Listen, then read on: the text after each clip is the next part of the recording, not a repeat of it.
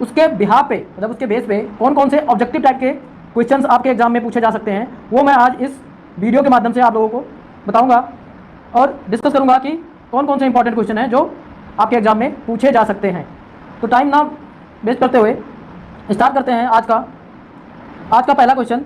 तो यह है आज का पहला क्वेश्चन आपके स्क्रीन पे, ठीक है। तो आज का पहला क्वेश्चन है कि डिटेक्ट सिमेट्री मैट्रिक्स। अब मैंने आप लोगों को सिमेट्री और इसकी सिमेट्री मैट्रिक्स पढ़ा दिया था, ठीक है।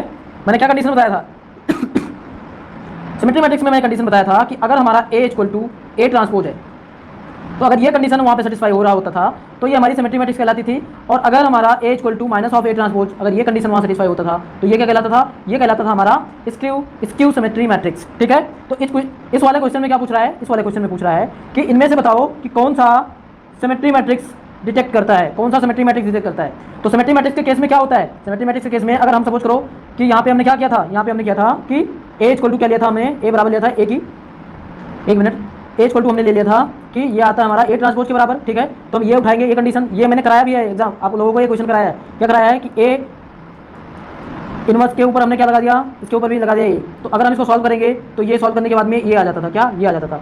तो ये और ये दोनों इक्वल हो गए ना, तो इसका मतलब इस क्वेश्चन में पूछ रहा है कि डिटेक्ट द सिमेट्री मैट्रिक्स। तो इसमें कौन सा आंसर सही होगा, ये भी सही है, ये भी सही है। तो हम लिखेंगे कि बोथ, क्या लिखेंगे, बोथ। तो इस वाले क्वेश्चन में क्या सही है, इस वाले क्वेश्चन में दोनों सही है, ठीक है। चलते हैं नेक्स्ट क्वेश्चन पे। नेक्स्ट क्वेश्चन हमारा क्या दे रखा है, नेक्स्ट क्वेश्चन दे रखा है हमारा कि बताओ detect the skew Hermitian matrix, sorry अब बताना है हर्मिशन मैट्रिक्स। हर्मिशन मैट्रिक्स में क्या होगा, जैसे मैंने अभी सिमेट्री मैट्रिक्स का केस बताया था, अगर हम हर्मिशन मैट्रिक्स में इसको सॉल्व करेंगे तो उसमें भी सेम आएगा, क्या आएगा, यही आएगा, ठीक है। सॉल्व करने के बाद में ये आ गया तो हमारा इसमें क्या हो जाएगा, इसमें भी हमारा क्या हो जाएगा, बोथ, यानी A conjugate into A equal to क्या हो जाएगा, A इंटू A कॉन्जुगेट, ठीक है। तो ये दोनों बराबर होंगे इसलिए दोनों सही हैं। तो हमारा क्या आंसर सही होगा, हमारा सी वाला होगा, बोथ, ठीक है। आगे बढ़े, चलो आगे चलते हैं। नेक्स्ट क्वेश्चन हमारा क्या दे रखा है, नेक्स्ट क्वेश्चन दे रखा है हमारा diagonal element of a skew symmetry matrix are. Diagonal element का मतलब हो गया कि जिसके कोई भी ऐसा एलिमेंट, ध्यान से देखो, ध्यान से देखो कि सपोज करो ये हमारा एक स्क्वायर मैट्रिक्स दे रखा है, ठीक है। डायगोनल का मतलब हो गया A B और C, ये जो हमारा डायगोनल है, बाकी 0 0 0 0 0 एंड 0, ये हमारा कोई मैट्रिक्स है। तो ये जो डायगोनल, इसको बोलते हैं डायगोनल, ठीक है। ये जो हमारा विकर्ण बनना है इसको हम बोलते हैं क्या, डायगोनल। डायगोनल मतलब विकर्ण।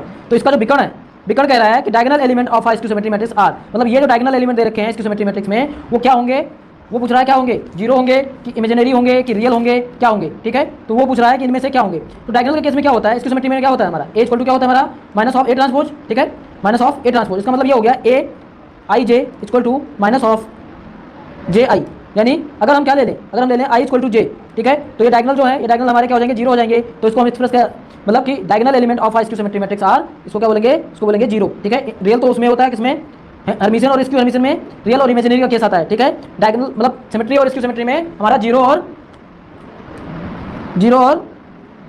नन ऑफ दिस का केस आता है, ठीक है। तो इसमें क्या हो जाएगा, स्क्यू सिमेट्री में हमारा क्या हो जाएगा, स्क्यू सिमेट्री में हमारा हो जाएगा कि इसमें हो जाएगा हमारा आंसर जीरो, ठीक है। क्वेश्चन नंबर 4 पे आते हैं। क्वेश्चन नंबर 4 क्या कह रहा है कि diagonal element of a skew Hermitian matrix, ठीक है। आ गया ना, यहाँ पे आ गया क्या, स्क्यू हर्मिशन। स्क्यू हर्मिशन के केस में क्या होता है, वहाँ पे कॉम्प्लेक्स आ जाता है, कॉम्प्लेक्स क्या मतलब 2 प्लस आई 2, ठीक है। या आ जाता है क्या, सॉरी, या उसमें आ जाता है कि 1 प्लस आई आ जाता है, ऐसे करके कोई आ जाता है। तो आई क्या है, ये कॉम्प्लेक्स फॉर्म में आ गया। तो इस केस में क्या होता है कि जब हमारा स्क्यू सिमेट्री दे रखा होगा तो स्क्यू सिमेट्री में हमेशा हमारा क्या होता है, इमेजिनरी होता है, ठीक है।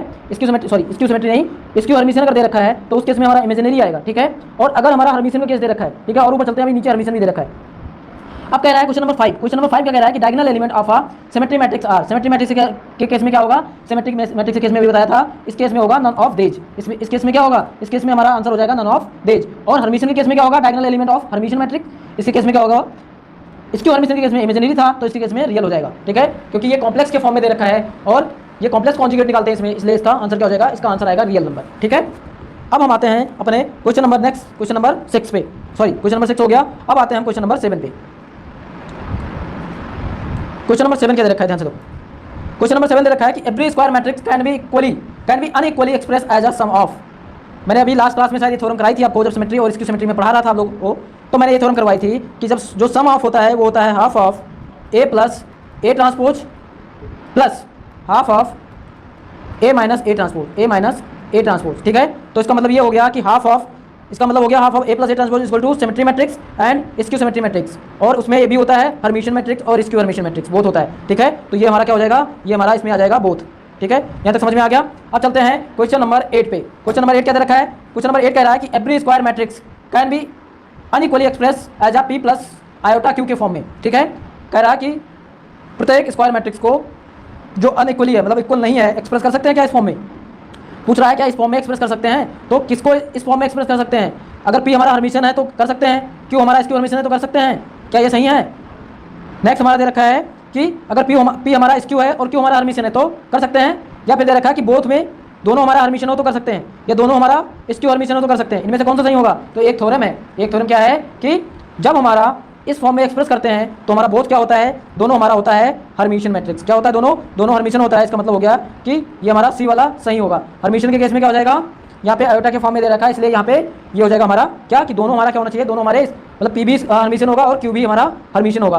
पी का मतलब हो गया हाफ ऑफ ये प्लस ए की पावर कॉन्जुगेट, एंड क्यू का मतलब हो गया 1/2 आयोटा ए प्लस ए की पावर कॉन्जुगेट, सॉरी ए माइनस ए की पावर कॉन्जुगेट। ठीक है, तो ये जो हमारा हुआ, ये हमारा हुआ कि बोथ आर हर्मिशन। ठीक है, अब चलते हैं हम क्वेश्चन नंबर 9 पे। क्वेश्चन नंबर 9 क्या दे रखा है? अब आ जाओ क्वेश्चन नंबर 9 पे। ये क्वेश्चन मैंने शायद कल ही कराया कि नहीं कराया, एग्जैक्ट याद नहीं है, लेकिन मैंने ये सारे क्वेश्चन करवा दिया था। ठीक है, इस केस में क्या होता है? अभी मैंने स्क्वायर का एक करवाया था, स्क्वायर का मैंने एक क्वेश्चन करवाया था। उस केस में क्या होता था कि अब कह रहा है कि हमारा क्वेश्चन नंबर 9 कह रहा है कि सपोज करो ए स्क्वायर इज हर्मिशन इफ, मतलब कह रहा है कि ए स्क्वायर हमारा क्या है? ए स्क्वायर हमारा हर्मिशन है। कब हर्मिशन है? जब क्या होगा? ए हमारा हर्मिशन होगा तब, या ए हमारा हर्मिशन या इसकी हर्मिशन होगा तब, या ए हमारा हर्मिशन या इसकी हर्मिशन होगा तब। तो इस केस के लिए क्या हो जाएगा हमारा कि ए हमारा आइदर हर्मिशन हो या इसकी हर्मिशन हो, तो ए स्क्वायर हमारा क्या आ जाएगा? ए स्क्वायर हमारा आ जाएगा हर्मिशन मैट्रिक्स। मैंने करवाया था ना कि ए की पावर कॉन्जुगेट इक्वल टू क्या हो जाता था? ए स्क्वायर को हमने क्या लिखा था? याद करो कि ए स्क्वायर को हमने लिखा था ए इंटू ए के फॉर्म में, फिर इसके ऊपर हमने कॉन्जुगेट लगाया था, फिर हमने इसको जब सॉल्व किया था तो हमारा क्या आ गया था? वो हमारा ए स्क्वायर दोबारा से आ गया था। याद आया कुछ? ऐसा करके हमने कराया था ना अभी लास्ट क्लास में मैंने करवाया है। ठीक है, अगर वो नहीं पता तो एक बार दोबारा से जाकर वो वीडियो देखो। ठीक है, अगर नहीं याद आ रहा है तो एक बार दोबारा से वो जाकर वीडियो देखो, याद आ जाएगा। तो इस केस में क्या हो जाएगा? ए हमारा हर्मिशन होना चाहिए या फिर इसकी हर्मिशन होना चाहिए। ठीक है, नेक्स्ट क्वेश्चन आते हैं क्वेश्चन नंबर 10 पे। क्वेश्चन नंबर 10 हमारा क्या दे रखा है? A square is a symmetry if, फिर वही आ गया। ठीक है, सेम। ठीक है, सिमेट्री के केस में भी सेम था। शायद हमने सिमेट्री और इसकी सिमेट्री में ही ये वाला क्वेश्चन करवाया था। क्या? ए स्क्वायर इक्वल टू हमने लिखा था ए डॉट ए, और सिमेट्री का केस क्या होता है? ए इक्वल टू ए ट्रांसपोज।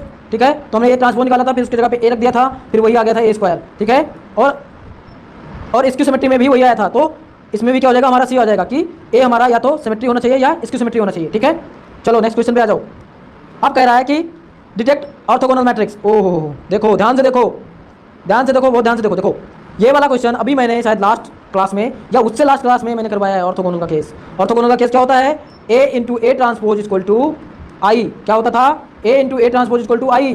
तो अगर हम इसका ट्रांसपोज निकालेंगे और ए से मल्टीप्लाई कर देंगे इन दोनों का, तो हमारा क्या आ जाएगा? आयोटा आ जाएगा। यानी कि बोथ मैट्रिक्स आर क्या हैं? Both are orthogonal matrix. ये दोनों ऑर्थोगोनल हैं, क्योंकि मैंने करवाया था ना अभी लास्ट क्लास में मैंने ये डिस्कस किया है। ये सेम क्वेश्चन मैंने करवाया, सेम क्वेश्चन। अगर नहीं समझ में आया है कि ये दोनों कैसे ऑर्थोगोनल बन रहे हैं तो वो जाके एक बार देखो, मैंने सिमेट्री के केस में सेम क्वेश्चन करवा रखा है। ठीक है, चलो आगे बढ़ो। अब कह रहा है कि क्वेश्चन नंबर 12 पे क्या कह रहा है कि इफ ए इज ऑर्थोगोनल, तो मैट्रिक्स बताओ। Then mod of A is equal to क्या हो जाएगा? Mod of A is equal to क्या आएगा? A is equal to minus भी 1 आ सकता है और प्लस 1 आ सकता है, तो दोनों आ सकते हैं। ठीक है, अगर हमारा क्या है? ए ऑर्थोगोनल है। ठीक है, यही केस ले लो। अगर इसको सॉल्व करोगे तो माइनस प्लस माइनस 1 आ जाएगा। ठीक है, ऑर्थोगोनल का केस अगर नहीं समझ में आता तो एक बार वो वीडियो जाके देखो, मैंने ये पूरा क्वेश्चन करवा रखा है। तो वहाँ से एक बार जब देखोगे तो आपको एकदम पूरा ढंग से समझ में आ जाएगा। ठीक है, जिन बच्चों ने वो वीडियो देख रखी है और समझ रखा है उनको समझने में कोई कठिनाई नहीं होगी। ठीक है, चलो आगे चलते हैं क्वेश्चन नंबर 13 पे। अब क्वेश्चन नंबर 13 क्या दे रखा है? क्वेश्चन नंबर 13 दे रखा है कि if A and B are symmetry matrix, then अगर ए और बी हमारा सिमेट्री मैट्रिक्स है तो क्या होगा? ए बी और बी ए दोनों सिमेट्री होंगे, बिल्कुल सही होंगे।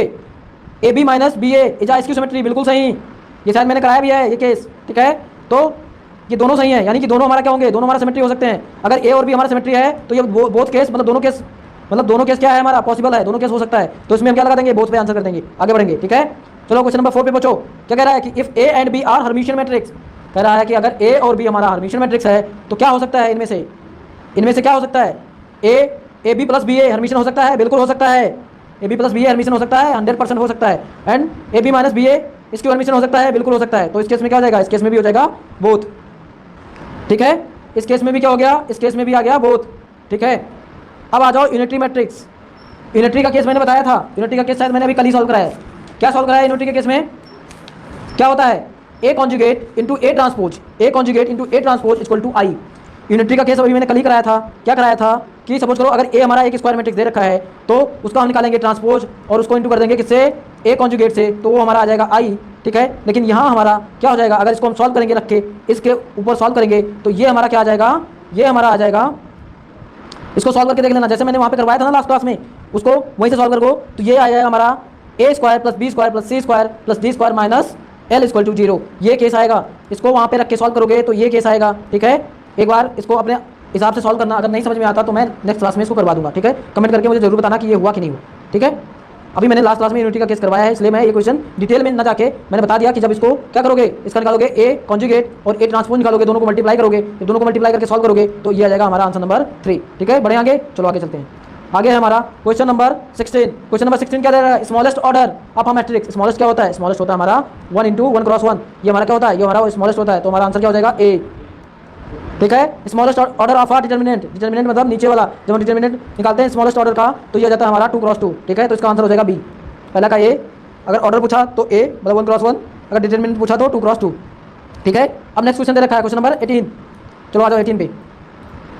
कह रहा है if a square matrix A I × J. मैंने बोला था ये हमारा एक क्या होता है, ये हमारा एक मैट्रिक्स होता है जो हम लेट करते हैं, ठीक है। ये हमारा एक मैट्रिक्स होता है, ठीक है। तो आई × जे इक्वल टू क्या दे रखा है 0, जहाँ आई और जे क्या है, आई और जे इक्वल नहीं है।